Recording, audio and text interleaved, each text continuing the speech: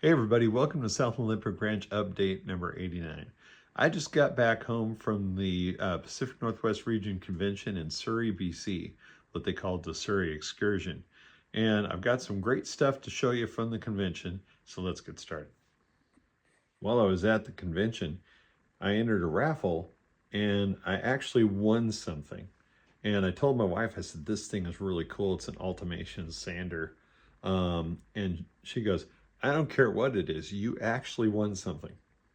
And I've been playing with this thing, and now I feel like that kid who's just been given a hammer and is looking for something to nail. Let me show you how this works.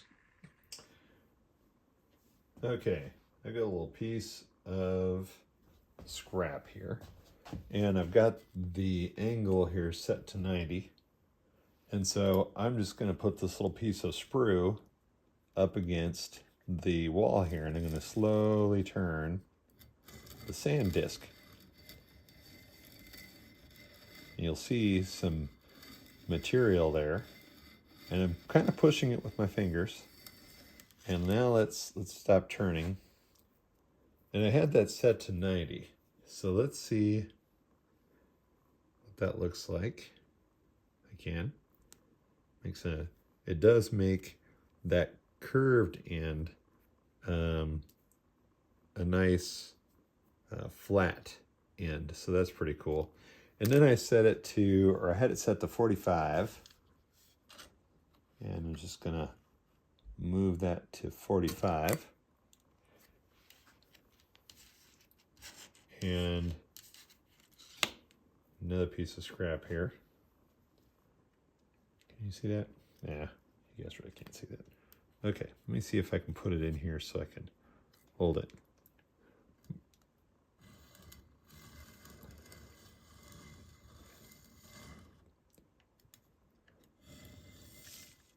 Okay, just going to do that a little bit so you guys can see what that did. Now it left a little bit of flash on the other side. I could probably turn that over and just rotate it the other way, and it probably would get rid of that. But you can also peel it off. So you can see that would be good if you wanted to make like an angle and then have a flat end on something. I could see that how this tool can be pretty doggone useful. It says on the package that you can take a brush and just kind of clean the disc off. It also says you can move the table back and forth to extend the life of the disc by, you're basically changing where you're using the sanding disc. I thought that looked it sounded like a neat idea too. I've got it clamped to my bench here, but the piece has a couple of square openings in the bottom, like that. So you could screw that down if you wanted to. And the device is also a hand crank, which works really well for this kind of thing. And one of the benefits that I was noticing as I was toying with this is that, there's almost no machine noise. So a lot of times, you'll turn on something and it'll have like a loud noise. If your spouse is trying to sleep or something, you can wake them up. But not with that. Turns really smooth and easy. Gotta simplify. Whatever. Yeah. That's great. I love that rock work. There was 2 lanes going this way, and there were 2 lanes going this way, and one under the bridge, and we got into one that went up the other way. That was where we got confused. Wow. Like I said, I really like that rock work. I think that's awesome. Yeah, it is very nice.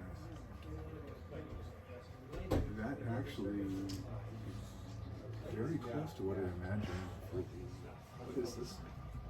It's called Donnacona. It's a pressed fiberboard. Yeah, it's all Okay. code 70 microengineering. Yeah, I used to make Materials are homes with very road bed. and a hair modified. Canadians were trying to tell me it wasn't available. And Yeah. that's This is I'll catch up with you, Steve. yeah. It's going to take me a minute.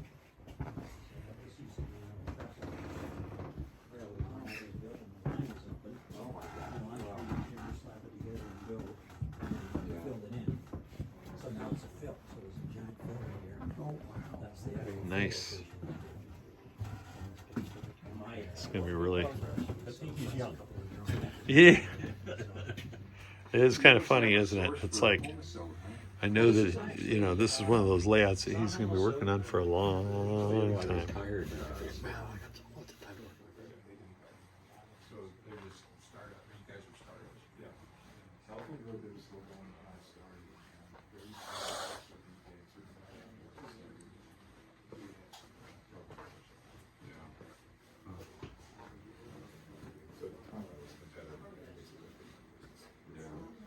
Well, I haven't had the. See, this thing was, if you wanted to look, you needed to stock supply, stock, and if you ran out, you couldn't get it. Production, That doesn't work well. where customers, mine was all small batch. Yeah. I would make HO. And so, yeah, what you have to do is that's terrible. So what people do Well,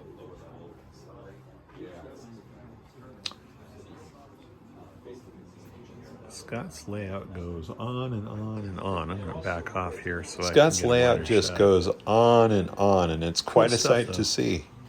But we needed to get back to the convention for a presentation I would that like my friend to Burr operate was on putting this on. side. He'll keep you in stitches. If you ever get a chance to watch one of Burr's presentations, do it.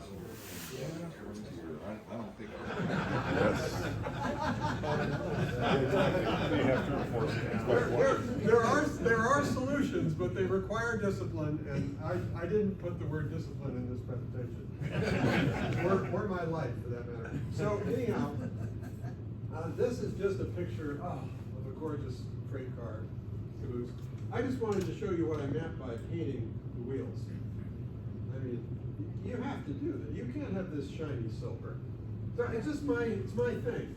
Now, what is not my thing is, what the hell is that red ball doing in the middle of the layout? Now, I don't seem to mind that. You know, that's a little marker for which way the switch is thrown. If it's thrown on the red side, it's curved, and it's on the yellow or the green side, it's straight. But that's a hideous violation of any real, you know, you never see that on a railroad. I don't mind that. I just mind this. Next tour has just begun, but don't let that bother you. I'm recommending you go to Matthew Crooks. It's a different interpretation of the land that this railway covers. And you'll see seams on here. And on Anthony's layout, you see the seam reversed because the aisle is in a different size. Ah, interesting. Sorry? Coconut. What is it? Coconut. Holy canyons, Batman. Thank you for sharing. Thank you very much for coming by. I don't think I was saying. Well, no, but you obviously So you obviously, if you come off here, you want to work this year. Good place for the dispatcher's desk. Chris, if you want to see it, we'll just operating sessions. We push far more traffic through here than the prototype could ever support. But I've got a model of the Brookmere station under construction, but the track arrangement is more or less correct. And we have the station, the main line. This looks like a passing track. It's quite amazing when one looks at it. Unfortunately, to look at it, you have to take the bridge out. And once he got that installed, it was deemed it was staying there forever. Right. As the line does its final climb up towards Coquihalla Lake, which is the top of the grade, there were 3 tunnels that were unavoidable. I had only room for 2 of them, so what you see is what you get. At the lower level here, all the stations were named after Shakespearean characters. And that was because Andrew McCulloch, who engineered and surveyed and supervised the construction of the layout. Next layout is Blair Sturgeon's Ratachappie Sub. an HO scale Raton Pass to Tehachapi Pass layout in Santa Fe, and it represents 62 miles of the Santa Fe main line. And we're going to look at various parts of the layout, which is in multiple rooms of the basement of his townhome. It's a really pretty neat layout, although it looks like there's not a lot of scenery done yet. It's still pretty cool to see.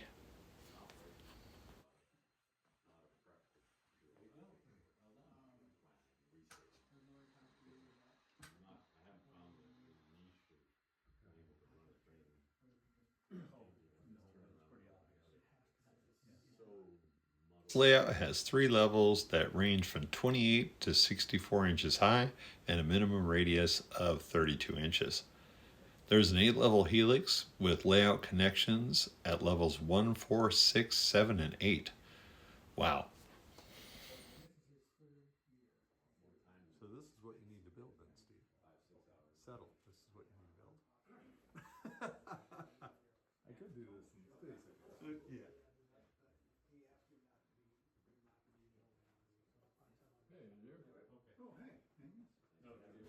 Don't look now, there's Magnus. Oh, you were already, or you were already there. Right nearby the previous layout is Rob Huddlestan's Canadian National HO scale layout that fills 2 basement rooms totaling 600 square This, feet. Larry. I'm making my way over there. So this is the Walters loading dock extended. Wow. And I have some of these, and I don't know if I'll be using that or not. So some of these would be on this side at the end of the layout. I have the petroleum kit.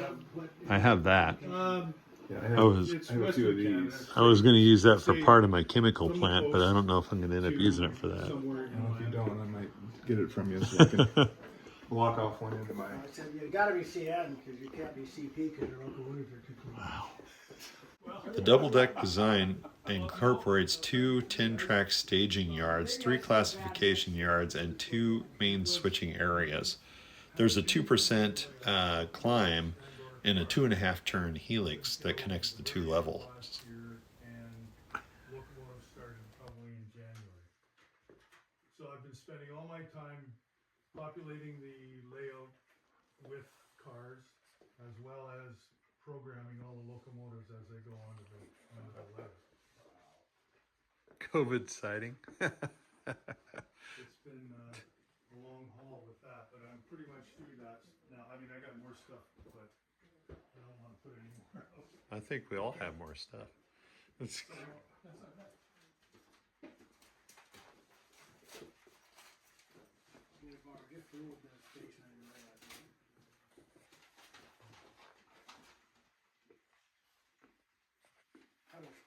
So anybody got any questions, just fire away. I think it's looking really good so far. I like it. So now this is the second one we've been to in this neighborhood. Market these as train rooms with, you know, That's home. home Well, attached. There. See, Apparently, this is the I neighborhood I gotta need to really retire argue to with if my I were to wife do about that. Yes, I'll be honest with you.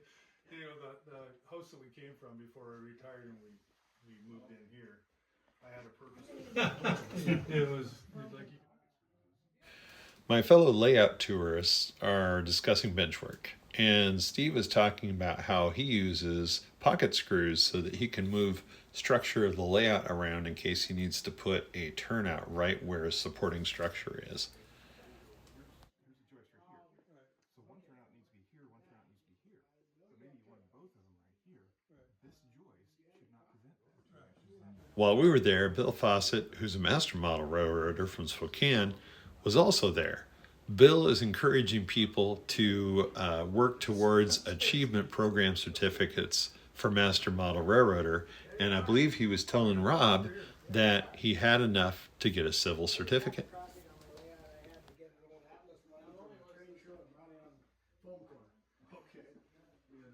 What was the name of this layout again?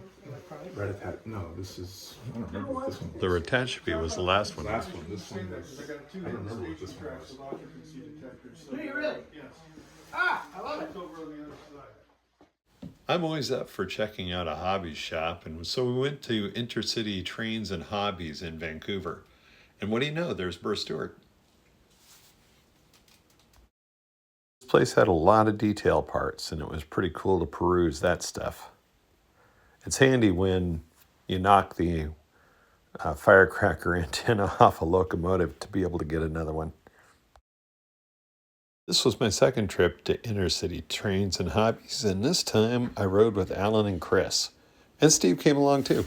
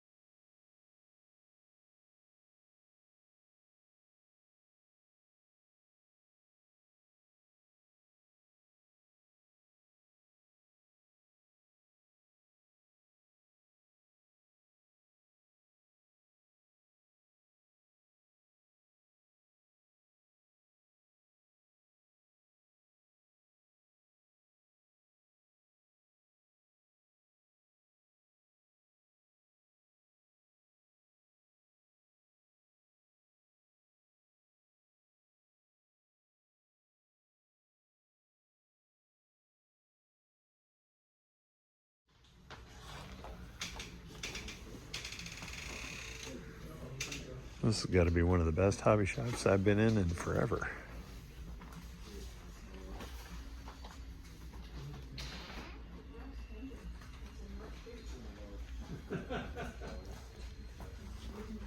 We got a lot of stuff.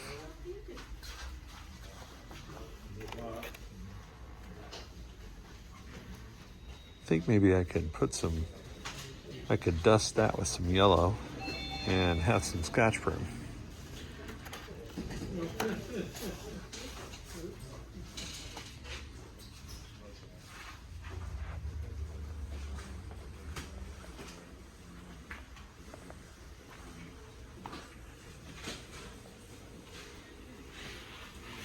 Nice paint racks. And they've also got some Tamiya down that way.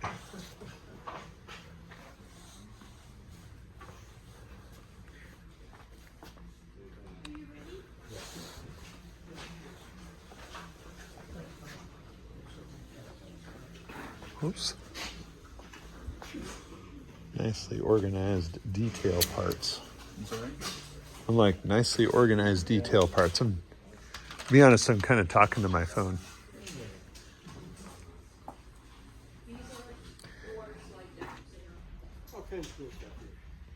Lots and lots. Depends on what you want.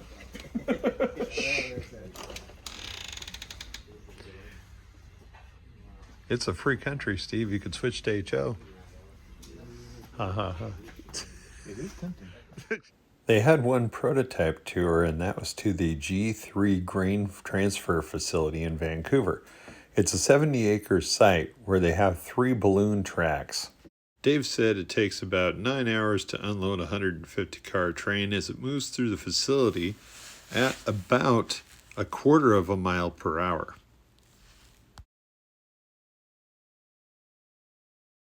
One after the other after the other.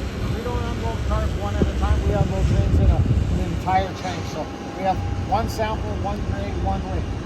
Goes through the scale system and then it heads up to the top to the distribution tower, way up in the top of the back there, which feeds the silos or the annex. The south and the center is where all the clean grain goes. The north is where any grain would go if it needs to be processed, dockaged, clean, or anything like that. Do they just have one driver that drives the gates on this, or do they have like 3 of them that come out and hit the car all at once to unload? It's one. Just one? Yeah, it's one Okay. opens it, and then the car keeps moving along and draining into the pit as the car is moving. Okay. And it's the next one, and it just keeps draining and draining as it's going. So this is, you said parallel conveyor belts here? Yeah, there's 2 there and 2 on the other side. Exactly. Someone called A gentleman named Dave was our tour guide, and he's been instrumental in the construction and operation of this facility. It's about 70 acres, and they have 3 balloon tracks. I know there was a lot of background noise in the video, but I think it's worthwhile to listen to what Dave said and the questions from the group. At the end of it, we'll get 720 tons an hour of perfectly clean commercial green grain ready to go out. So, wow, that sounds like a lot of waste. That's the primary system. Everything from the primary that doesn't get cleaned out goes to what's called the secondary, the reclaim system. That's the primary system is designed for volume, speed, mass quantities. The secondary system. What we're looking at here is a secondary system for grain that needed to be cleaned and other byproducts that they have from the facility, some of which goes out by truck.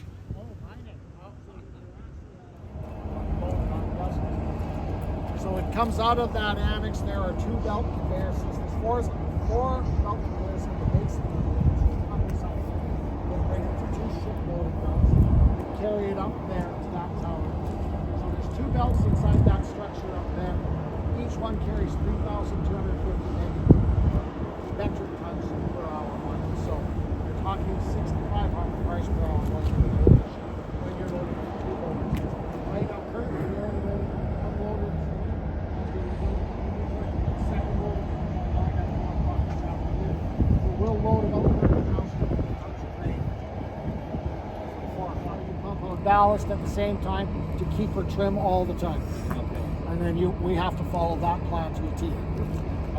So is that ballast water coming out? Just so Do you have any automated linkage between the ship and your loading? Or is that just sight by people on both sides? well, it's sight on the ship, but everything to the ship is all automated, including how the loaders function and all that. That's all automated. Oh, yeah. Is there enough difference in the weight of the grain to where you guys have to, like, you know, deposit certain type, you know, certain grades in certain holes? It depends on the ship. So this ship is taking nothing but red spring wheat. Oh, okay. So it's taking, every hole has got red spring wheat in it. But Okay. there are ships that sometimes come that'll take two different grades. So they might be taking some wheat and some barley or some canola and some durum on the same time. So yeah, you have to obviously manage that and take into account what's going in every hole, take into account the stability of the ship and that. So these are the perfect ships to load. Large Panamax, 7 holds, all one grade. Set it and forget it, just let her rip. Load them up quick. They're not all like that. So the grain's coming down out of that pipe down there? That is. So once it's gone up to the top to the tower there, it gets distributed to either of the cross belts, and then feeds any one of the 3 loaders. Right now you can see the center loader is extended, and it's loading grain right now. So the 2 outer ones are idle right now. So the 6,200 tons that goes up those loading belts can be distributed, and we can load it out of all 3 loaders at the same time if we want, but it's still only a maximum of set amount of tons. So you're not gaining anything more by using a 3rd loader versus using just 2. Do they? Still set time. Sorry, I didn't mean that. Did they? So if a rainstorm rolls in, is there No like shipping. what's that? We don't load in the rain. You don't load in the rain. Okay, Agriculture products and rain don't go to that's kind of what I thought. You know, it'd make it heavy and no, wouldn't work. well, then it'll ruin the seed. Yeah. Start Yeah. to germinate it. I'm sorry? No. Wow. Containers on top of this off there? No, not this ship. No, this one's not certified for containers. It's just a bulk ship. We load all the time, yeah. We can load fast, so In between. we load at 6,000 tons an hour. The second highest grain loading capacity in the Port of Vancouver is 2,000 tons. Okay. So, yeah, you know what? We lose a shift here and there because it's raining, or a day here because it's raining. We can make it up way faster than anybody else. So, while we unload the crane quicker and we might fill the terminal up quicker, we can empty it way faster than anybody else. We can spin ships faster than anybody else. So do you guys? Oh, go ahead. You go first. Great influence. Are you monitoring the weather yourselves? Oh yeah. For showers coming in and being able to hit between them? We have weather stations all over the site. We know exactly when it's coming. I know that The moisture, the humidity, the relative humidity, the temperatures, the wind direction, all the time. It's displayed in my office 24 hours a day, 7 days a week.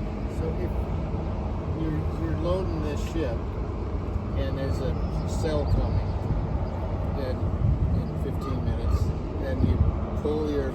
We load until the rain hits. Don't they have to close the hatches? They do. That's automated? No, the hatches on the ship is up to the ship to close them. We'll I know, stop. but how long does it take them to close the hatches? Well, it depends on the ship too, right? Some ships are really fast, some ships they take 5 minutes, 7 minutes, yeah. Like if we know there's going to be a massive downpour and you see it coming, yes, we stop.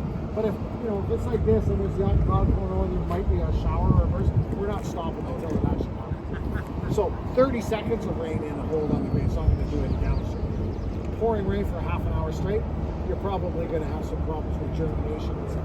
You're going to open it up at the other end when it's discharged, but the top's going to look like a chia pet. Dave, are those big slabs up there? Are those would you say those are the caps for the? Is that what that is? Right Yeah. Yeah. So the ship's holds are, and the lids go like this, open that way. And Oh, the okay. bolt's in the middle. Okay. Thursday night, Steve and I operated on Michael Batten's Esquimalt Nanaimo Railroad. It's an N-scale railroad, and we were there for 3 hours of fun. Michael is the gentleman in the plaid shirt. The piece in the center here is a layout that is sun-built. I'm sorry this video is somewhat out of order, but I wanted to make sure that I was actually getting all of the cool things in it, and it kind of ended up in disarray. But anyway, this is Kyle Gardner's Pacific National. It's an HO scale layout that loosely follows Canadian Pacific practices running steam power. The layout has grown over the years to fill a 20 by 18 foot room with some 300 foot track and 50 odd turnouts. It's about as close to complete as it's going to get. So after getting home last night, layout tours and stuff like that always inspire me to get back to work on the layout, even though I have to go to my actual job today. But anyway, so last night I installed the SM and SMD8, which is a stall motor driver by RR Circuits, and a BOBS. Install included making these IDC cables, installing, bringing 12 volts so the SMD8 can actually drive a tortoise, because the 5 volts that it gets from the LCC system isn't enough to really do that. And then, at least not efficiently anyway, you put a bunch of tortoises on there, would use all that power. I stripped out some Ethernet cables so I could use this really thin wire to drive a tortoise with. I tested that. This is a BOBS, another IDC cable, makes that connection, and with the positive and negative, I can drive 4 tortoises off of this. I think I've probably told you guys that before. The SMD8, of course, can drive 8 tortoises, and has, oops, that's the tower, can drive 8 tortoises, and it has 2 IDC, that's insulated displacement connectors on there for making those connections. So that's all set. I'll have to get under here with the soldering iron and actually connect up the tortoise. And I've got a couple more tortoises over there that need those connections as well. Get that. Well, hey guys. Thanks for joining me for episode number 89 of my South Limerick Branch Update series. Until next time, take care and have fun with your trains out there.